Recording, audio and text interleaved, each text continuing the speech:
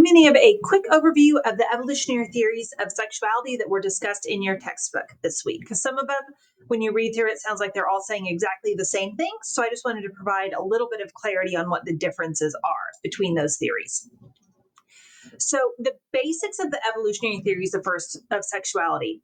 First and foremost, this is not in contrast with any religious views. If you follow a religious belief system that believes in some variation of creationism, you can still be okay with evolutionary theories from a psychological perspective.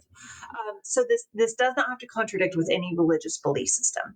The idea of the evolutionary theories as they relate to sexuality is that our sexual behaviors and desires are shaped by different traits that have been selected over generations to enhance reproductive success. Basically, sexual pairings have the intention, consciously or subconsciously, of producing healthy offspring that have a chance at surviving. Okay.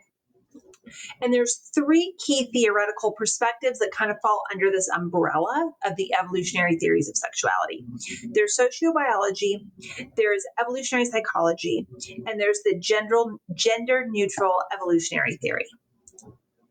So the first one is sociobiology, and I am in the way here.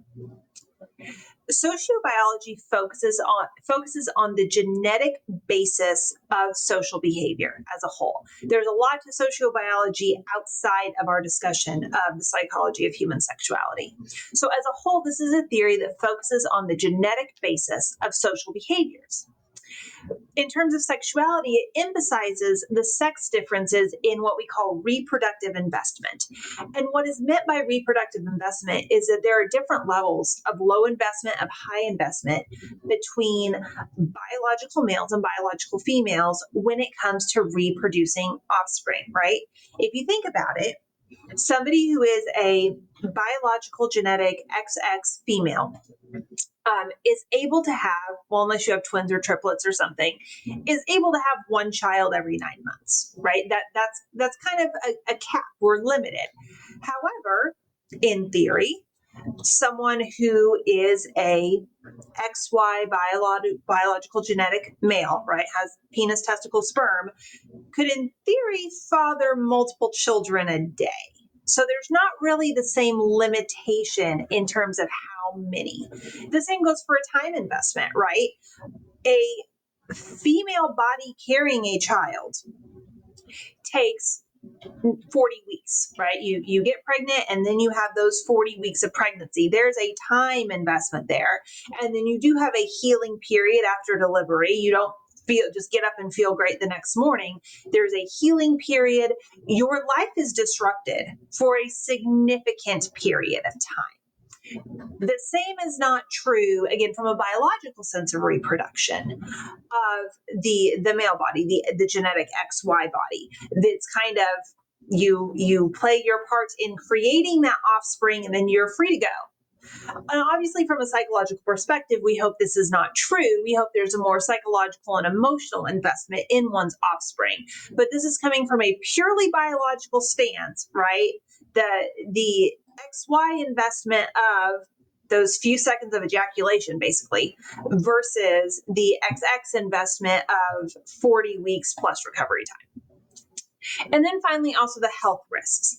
Fathering a child, from a biological perspective, really doesn't have health implications for an XY individual.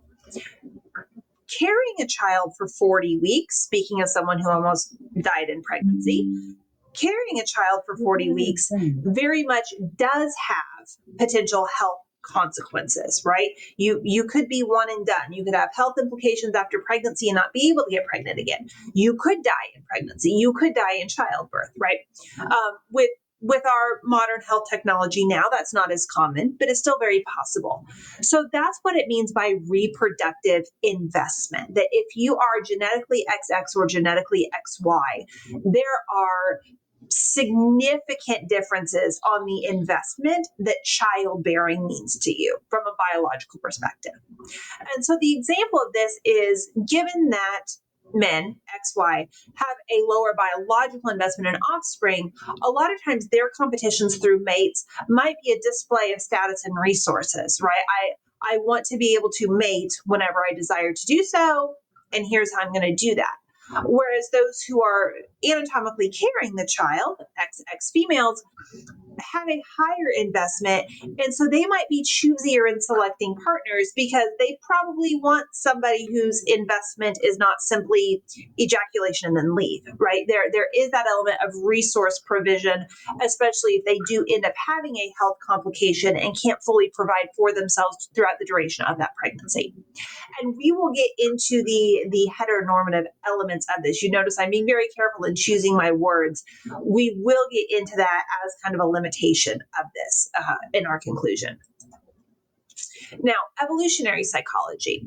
This focuses on the evolved psychological mechanisms that are underlying this mating behavior. It's basically attempting to predict sex differences in mate preferences. So, for example, it might say that the reason that men are stereotypically attractive to women who have an hourglass figure is because that signals fertility and it signals youth, right? If they have some extra curvature, they're obviously not starving to death. If their body has been able to create fat reserves, they're obviously not starving. They obviously have a level of health. Before we had our advanced modern medical technology, wide hips were very beneficial for childbirth because you had a lower risk of the baby getting stuck in the birth canal and things like that. Again, you'll notice a lot of these deal with stereotypes, but the idea behind evolutionary psychology is stereotypes come from somewhere.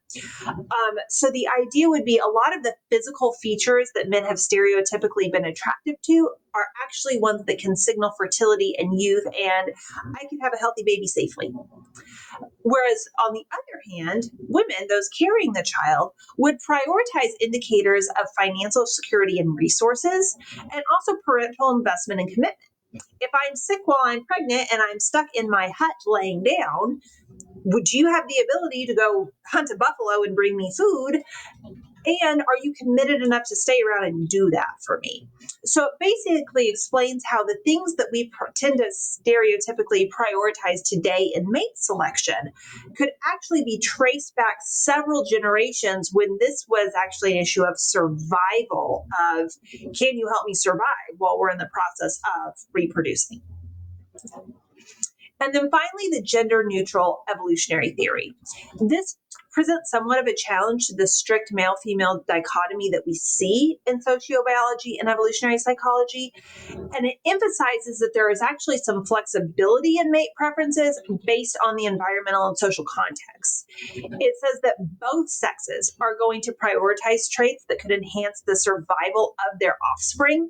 And depending on the culture, depending on the situation, that might look different. So, for example, once again, I'm in the way. So, for example, if you are in a very demanding environment, women might prioritize physical strength more for a partner that would be able to support and nurture them. Whereas men might prioritize nurturing behavior towards children more if they're in a situation where the survival of their offspring is not necessarily guaranteed. So now that we've gone through this, and if you're thinking this sounds really sexist and stereotyped and heteronormative, that is a big criticism that people do have of this theoretical perspective. So one of the big limitations is, first of all, this focuses on male-female pairing. It focuses on a heterosexual relationship that is paired up in a way that is fertile, right? This neglects the existence of same-sex relationships and same-sex attractions. This neglects asexuality. This neglects other non-heteronormative expressions of sexuality. And this would have a really difficult time interacting with various transgender issues. And a lot of times the attempts to do so kind of come up on as rather offensive if you read any of the attempts from this perspective to discuss these things. There's also the element of it focuses on reproductive desire. It assumes that people are partnering with even if it's subconscious intention to have a child. So it kind of dismisses situations where there's not a desire for children. It dismisses situations of asexuality. It would have a really hard time discussing the desire for continual sexual interaction if somebody doesn't desire a child. Like, why are we pair bonding if we're not having a kid? These theories would really wrestle with what's going on there. So again, the idea behind these evolutionary theories is we're saying that we can predict